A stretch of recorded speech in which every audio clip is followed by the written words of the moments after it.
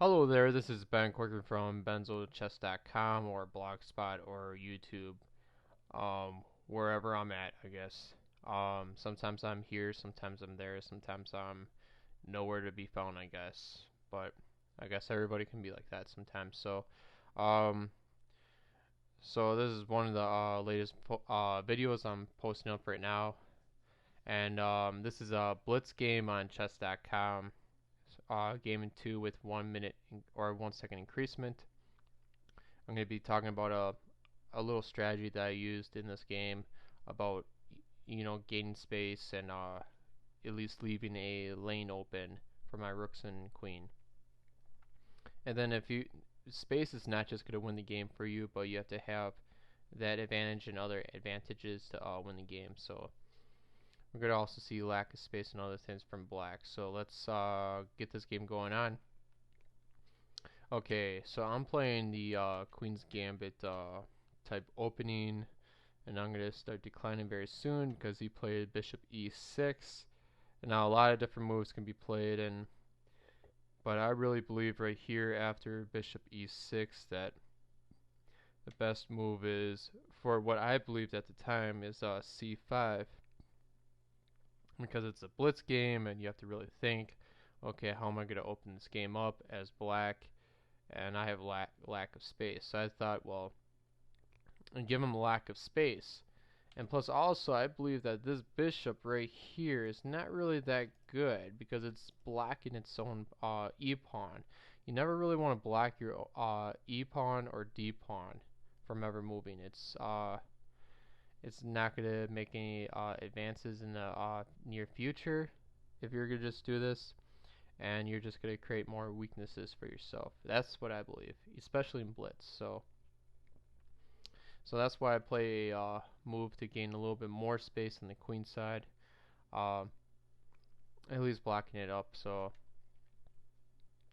and now the knight and bishop is just really locking the pawn up, gaining more space on the queen side here. Uh, G6. I guess he's now getting this bishop ready to go on a diagonal where it's, I guess, not really doing much because it's still being blocked by a pawn, but at least it has a target though. So, but I still think that it's ooh, I don't want to go that far. Okay. I'm just trying some quick keys. Sorry about that. So, I guess I'm not an expert on quick keys yet. So, let's go back. G6. No, where am I at? Okay, after this pawn push, he blocks up. I play here for space with B4. He plays G6. Now I played A4 here to gain uh, a lot more space. Computers thinks, it's slightly whatever. Who cares? It's just a blitz game, but I feel that right now I'm just making black cramped. And this is a good way to gain space. So I got space on the queen side. I got 9 squares compared to his 4. I feel that I'm much stronger on the queen side. Plus I have more space on, or more room on that side to roam around. So uh, if you think about a space, it's kind of like if it's good to have more space, especially in a chess game. If you have more space, your pieces can roam around a lot more. It's kind of like if you took like 10 college kids and put them in like a two-bedroom apartment. It's going to be feeling very cramped and, not a lot of, you know, room in that little tiny apartment. But if you got like a married couple living in a house, they got a lot of room, to do whatever, I guess, because it's house is bigger with just only 2 people compared to a little apartment with 10 people. So that's almost the same comparison here. White has more space on the queen's side where he can roam around his pieces a little bit more and set up, an attack, where black is a little bit cramped. That's the type of strategy I'm going with here. So, and hopefully that makes or helps make sense for you guys. Okay, so bishop g7 taking that diagonal, and he's hoping that the bishop's going to do something in the game. It could. That dark square bishop is better than that light square bishop on the dark side. If you can see that at least this bishop has, you know, squirt. Well, doesn't jump that way, but has. I can't make a line. Okay, he can at least do something. You know, he has plans that go in different directions. He can go somewhere. Where this bishop here, um, he's kind of blocked in, and he only has one choice. And if he just stays there a little bit longer, it might become a bad bishop. We'll see in the later in the game. So dark square, I would say, is better than light square right now, because he's not on the same color of his pawns. The dark square bishop is mostly on opposite color of his pawns. So okay, so I played e3 here to lock up my pawn chain, you know, make sure nothing happens. Just keep everything locked up as much as possible. Black king went to castle for his safety, you know, otherwise he would just get ran over even quicker than what happened. I just developed a piece. He brought another piece. He moved the same piece twice. I don't think he completed his opening yet, but I guess it's okay for him to try something. I don't think, you know, making any threats with this knight and trying to trade off in a closed position is a good thing. This type of position, you see that everything's closed up by pawns. It's not open up. Not all the pieces are out. This will be where the knights are stronger than bishops most of the time. So, but I guess we both have a pair of bishops and one knight. So I guess we're kind of even in this game so far. But still, I do not like this bishop blocking this pawn here. I still think that is, I still think that's pretty bad. Okay, I won't mess around with anything. Okay, so after this move, a6, he's making advances on the queen side, hopefully to either break open the position, which there's players out, well, good players with good strategic planning will try to break up area like right over here to give himself lanes too, you know. He doesn't want to be locked up and have no space, you know, lack of space. I castle, thinking of I'm going to do the same thing, open up lanes somehow. He plays b6. Now, I'm afraid of one thing, which is if I play a5, I feel this type of player will maybe play b5 and just lock the position up. And then his pieces all right here will have something to do, you know, at least on the king side around here. You know, they're at least mobile enough to get on the king side quick enough if they're able to block the position up. So that's what I was afraid of. That's why I didn't push. That's why I just brought my queen out here and just play the, you know, just sitting here waiting to see what happens. Just bringing another piece into the queen side. Now he played also b5. Now once again, I didn't want to play this because, you know, I got more space on the queen side, but it doesn't matter if you have it all locked up. You can't just lock a position up and expect to win the game. So, and it's really even right now too. So, and plus his pieces are more active on the king side than mine as of right now. So, I did not want to block it. I want to make my pieces, you know, at least more active than his, and at least do something. So I decided to, you know, exchange. You know, trying to open up this lane here, because that's what I really want to do, is open up this lane and have, you know, try to bring my pieces up to maybe the 7th. That's my plan. So he's letting me have my he's letting me take advantage of this situation by also exchanging. I think maybe taking with a different pawn is better. Let's see here.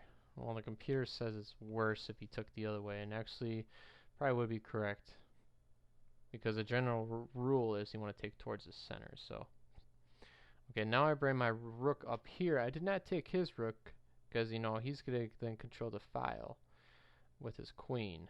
So if I would have took here, he would have took back, and then he would have the file.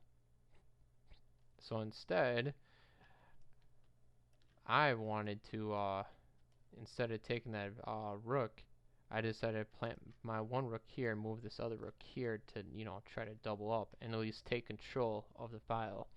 It's better to take control of the file than just, exchange.